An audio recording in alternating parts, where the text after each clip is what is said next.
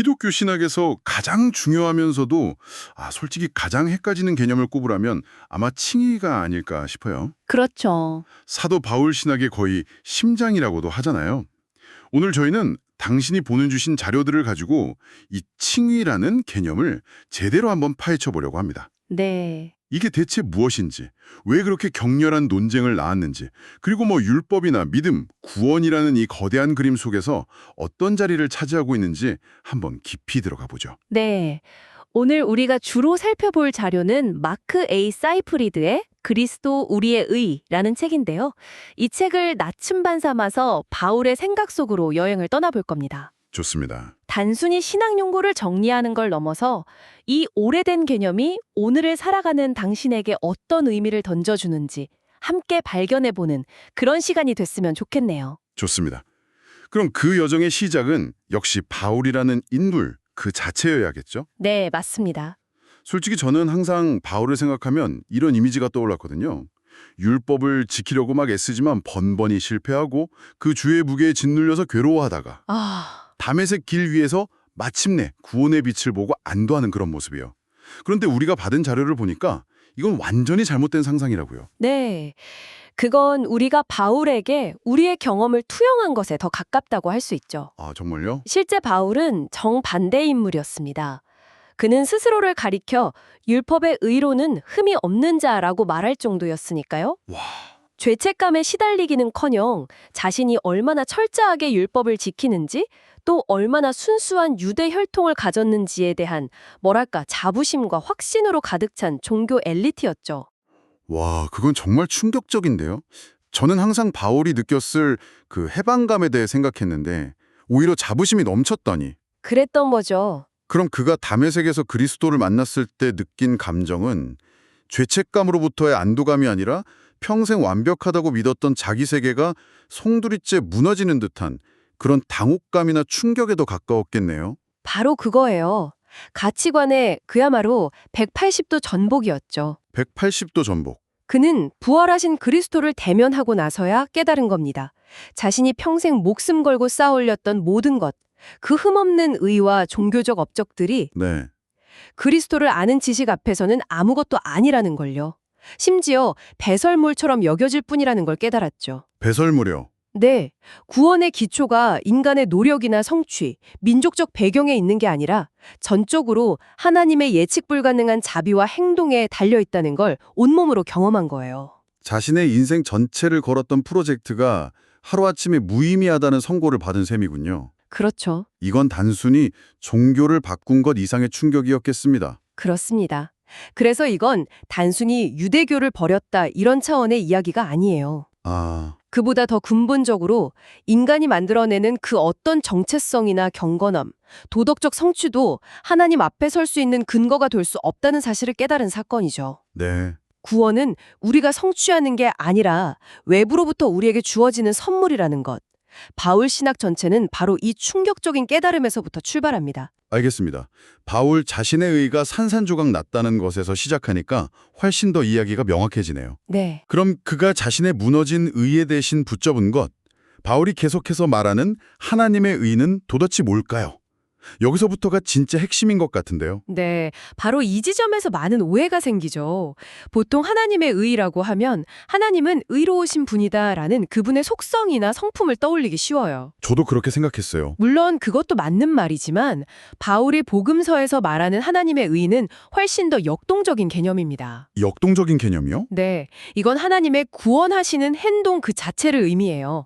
하나님께서 이 깨어진 세상에 직접 개입하셔서 모든 것을 바로잡으시는 강력한 사건인 거죠. 아하. 비유하자면 우주적인 법정에서 재판관이신 하나님이 직접 내리시는 판결과 같아요. 하나님의 구원하시는 행동 혹은 판결이라는 말씀이군요. 맞습니다. 그런데 자료를 읽다가 정말 머리를 한 대 맞은 것 같은 부분이 있었어요. 이 구원하시는 의의가 하나님의 진노와 아주 긴밀하게 연결되어 있다는 설명이었는데요. 네, 그 부분. 잠깐만요. 의와 진노라니요. 보통은 정반대 개념 아닌가요? 이건 마치 자비로운 판사가 동시에 사형 선고를 내리는 것처럼 모순적으로 들리는데요. 그렇죠. 바로 그 모순처럼 보이는 지점에 바울 신학의 심오함이 담겨 있습니다. 아하. 바울에게 칭의, 즉 우리를 의롭다고 선언하시는 사건은 죄에 대한 하나님의 공의로운 진노가 쏟아지는 사건과 분리되지 않아요. 분리되지 않는다. 그리고 그 두 가지가 동시에 일어나는 무대가 바로 십자가입니다. 십자가군요. 십자가 위에서 새삼의 모든 죄에 대한 하나님의 공의로운 판결, 즉 진노가 예수 그리스도에게 남김없이 집행됩니다. 그리고 동시에 하나님은 그를 죽음에서 부활시키심으로 그리스도가 옳았음을 온 우주에 선포하죠. 네. 이것을 신학적인 용어로 vindication, 즉 옳다고 인정하심이라고 해요. 아, 그러니까 십자가는 하나님의 진노가 쏟아지는 장소인 동시에 그리스도의 옳음이 입증되는 장소라는 거군요. 동전의 양면처럼요. 맞습니다. 그리고 가장 놀라운 소식은 바로 이거예요. 뭔가요? 하나님께서 그리스도를 향해 선포하신 그 옳다는 판결이 그리스도를 믿는 우리 모두의 것이 된다는 겁니다. 아, 그리스도 안에서 우리 역시 옳다는 판결을 받는 거죠. 우리의 도덕적 상태나 자격 때문이 아니라 전적으로 그리스도께서 이루신 일 때문이에요. 네. 죄에 대한 하나님의 공의는 만족되었고 동시에 우리를 향한 구원의 길은 열린 겁니다. 와, 그리스도 때문에 우리가 의롭다고 선언된다는 개념은 정말 강력하네요. 그렇죠. 그런데 이 말을 듣는 순간 제 머릿속에는 바로 이런 질문이 떠오릅니다. 그럼 그동안 그토록 중요했던 율법은 이제 뭐가 되는 거지? 하고 말이죠. 하하, 네. 율법은 왜 주신 걸까요? 이제 그냥 폐기 처분되는 건가요? 아주 자연스러운 질문이에요. 그리고 바울도 그 질문에 답해야 했죠. 바울의 대답은 명확합니다. 율법은 처음부터 목적이 달랐다는 거예요. 목적이 달랐다. 율법의 역할은 우리에게 생명이나 의를 주는 것이 결코 아니었습니다. 대신 율법은 거울이나 MRI 같은 역할을 해요. MRI요? 그 비유 재미있네요. 네, 우리가 MRI 기계 안에 들어가면 우리 몸속에 어떤 문제가 있는지, 종양이 어디에 얼마나 자랐는지 정밀하게 드러나잖아요. 그렇죠. 다 보이죠. 하지만 MRI가 그 병을 치료해 주지는 못하죠. 못하죠. 율법이 바로 그런 역할을 한다는 겁니다. 율법이라는 완벽한 기준 앞에 서면 우리가 얼마나 그 기준에 미치지 못하는지, 즉 죄가 얼마나 심각한 상태인지를 비로소 명확하게 깨닫게 되는 거죠. 진단 도구이지 치료제는 아닌 셈입니다. 그러니까 병을 고쳐주는 약이 아니라 어디가 얼마나 심각하게 아픈지 보여주는 정밀 검사 같은 거군요. 정확합니다. 그 비유가 확 와닿네요. 진단이 정확해야 치료의 필요성을 절감하게 되니까요. 정확해요. 그래서 바울은 율법이 모든 사람을 죄 아래 가두어서 우리에게는 외부에서 오는 약속, 즉 그리스도가 절실히 필요하다는 것을 깨닫게 하는 임시적인 후견인 역할을 했다고 설명해요. 후견인? 그는 돌판에 새겨진 외부적인 규범인 문자와 우리 안에서부터 새로운 생명과 순종을 만들어내는 영을 아주 명확하게 대조시키죠. 문자 대 영. 네, 율법은 우리의 절망적인 상태를 진단할 뿐 우리에게 새 마음을 주지는 못하니까요. 자, 그럼 이제 많은 분들이 정말 헷갈려하는 고전적인 난제로 넘어가 보죠. 네. 바로 바울과 야고보의 관계입니다. 솔직히 저도 신앙생활 초반에 이 문제로 정말 고민 많이 했거든요. 다들 그렇죠. 어떤 날은 로마서를 읽고 그래, 행위는 필요 없어. 오직 믿음이면 충분해 하다가도 야고보서를 깍 펴면 사람이 행함으로 의롭다 하심을 받는다는 구절에 아차, 내가 너무 안일했구나. 행동해야지 하면서 냉탕과 온탕을 오갔던 기억이 나요. 이 둘 정말 싸우고 있는 거 아닌가요? 그 냉탕과 온탕 비유 정말 많은 분들이 공감하실 거예요. 수세기 동안 신학자들을 괴롭혔던 문제이기도 하고요. 그렇죠. 하지만 이 책은 둘이 전혀 모순되지 않고 오히려 완벽한 조화를 이룬다고 설명합니다. 핵심은 두 사람이 사용하는 단어는 같지만 싸우고 있는 상대방이 달랐다는 점을 이해하는 거예요. 싸우는 상대방이 달랐다고요? 네, 먼저 바울을 보죠. 바울이 행위라고 말할 때 그의 주된 논쟁 상대는 누구였을까요? 바로 율법의 행위를 통해 스스로의 의를 쌓아서 하나님 앞에 서려고 했던 율법주의자들이었어요. 율법주의자들. 그래서 바울은 칭의의 기초가 무엇인지를 강조해야만 했습니다. 그 기초는 인간의 그 어떤 행위도 아니고 오직 믿음으로 선물처럼 받는 그리스도의 사역이라는 것을요. 바울은 어떻게 구원을 시작하는가라는 근본적인 질문에 답하고 있었던 거군요. 맞습니다. 그럼 야고보는요? 야고보의 상대방은 달랐어요. 그는 믿음만 있으면 행위는 어떻게 되든 상관없다고 주장하는 뭐랄까 값싼 믿음을 가진 사람들이었습니다. 아하. 그래서 야고보는 구원하는 믿음의 성격이 무엇인지를 강조해야 했죠. 성격? 그에게 진정한 믿음은 머리로만 동의하는 지식이 아니에요. 살아있는 유기체와 같아서 반드시 열매, 즉 행위를 낳게 되어 있다는 겁니다. 네. 그래서 야고보에게 행위 없는 믿음은 영혼 없는 몸처럼 죽은 것이고 그건 애초에 구원하는 종류의 믿음이 아니었던 거죠. 와, 그렇게 설명해 주시니 퍼즐이 맞춰지는 느낌이네요. 네. 그러니까 바울은 어떻게 의롭게 되는가라는 질문에 야고보는 그렇게 의롭게 하는 진짜 믿음은 어떤 모습인가? 라는 질문에 답하고 있었던 셈이군요. 정확합니다. 서로 다른 질문에 답하고 있었으니 싸울 이유가 없었겠네요. 바로 그렇습니다. 결국 두 사람 모두 칭의는 인간의 공로가 아니라 경건하지 않은 자를 위한 하나님의 선물이라는 핵심에는 완전히 동의하고 있었어요. 서로 보완적인 가르침을 주고 있었던 거죠. 좋습니다. 이제 그림을 더 크게 그려보죠. 바울의 개인적인 경험에서 시작해서 칭의와 율법, 그리고 믿음의 본질까지 살펴봤는데요. 네. 이 모든 것이 이스라엘을 향한 하나님의 원래 계획과는 어떤 관계가 있을까요? 만약 구원이 그리스도를 믿는 믿음을 통해 유대인과 이방인 모두에게 차별 없이 주어진다면 먼저 선택받았던 이스라엘을 위한 하나님의 계획은 실패한 것처럼 보일 수도 있겠는데요. 그건 바울 자신에게도 가장 고통스러운 질문이었을 겁니다. 로마서 9장에서 11장은 이 문제에 대한 그의 깊은 고뇌와 영적인 시름을 보여주는 대목이죠. 그렇죠. 그리고 그의 대답은 단호하게 아니오입니다. 결국 그럴 수 없다는 거죠.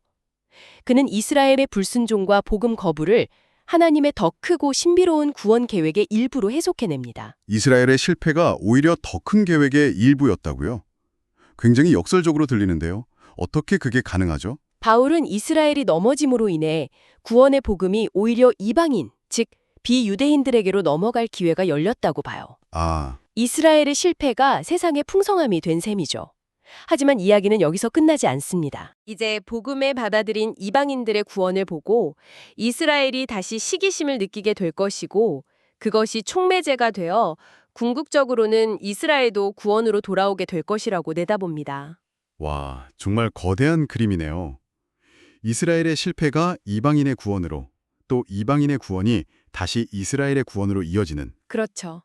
그리고 이 모든 논의 끝에 바울이 내리는 최종 결론은 정말 숨이 멎을 만큼 압도적입니다. 어떤 거죠? 바로 로마서 11장 32절의 말씀인데요. 하나님이 모든 사람을 순종하지 아니하는 가운데 가두어 두심은 모든 사람에게 긍휼을 베풀려 하심이로다. 와, 그 구절은 정말 모든 걸 뒤집어 버리네요. 그렇죠. 유대인이든 이방인이든 결국 모든 인간이 불순종이라는 상태 안에 갇혀 있다는 걸 인정하게 만드심으로써 구원이 그 어떤 인간의 자격이나 공로, 민족적 배경이 아니라 오직 하나님의 긍휼, 그분의 자비에만 달려있다는 거잖아요. 맞습니다. 인간의 실패와 불순종마저도 하나님의 더 크고 놀라운 자비를 드러내는 도구로 사용하신다는 아주 장엄한 선언인 셈이죠.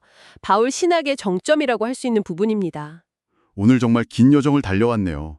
바울이라는 한 인물의 충격적인 회심에서부터 시작해서 하나님의 의라는 역동적인 개념, 율법의 MRI 같은 역할, 네. 그리고 바울과 야고보의 오해를 풀고 마침내 온 세상을 향한 하나님의 거대한 구원 계획까지 짚어봤습니다. 이 모든 논의는 결국 하나의 중심으로 돌아옵니다. 오늘 살펴본 자료가 계속해서 강조하듯이 칭의는 우리가 노력해서 성취하는 내면의 변화 과정이 아니라는 거예요. 아니라는 것. 그것은 그리스도의 삶과 죽음 그리고 부활을 통해 이미 우리 밖에서 완성된 하나님의 법정적 판결입니다. 우리는 그 완성된 실제를 오직 믿음이라는 손으로 선물처럼 받을 뿐이죠. 네. 이게 바로 종교개혁가들이 즐겨 사용했던 유명한 라틴어 문구 시물 주스투스 앳 페카토어의 의미입니다. 시물 주스투스 앳 페카토아. 우리말로 하면 의인이면서 동시에 죄인이라는 뜻이죠.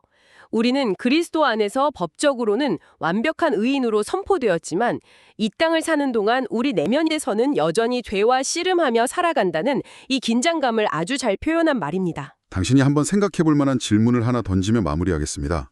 만약 우리의 의로움이 우리 자신의 노력이나 성품 안에 있는 것이 아니라 전적으로 그리스도 안에 있는 외부의 현실이라면 우리가 흔히 생각하는 종교적 성취나 자기개발, 영적 성장의 개념은 어떻게 달라져야 할까요?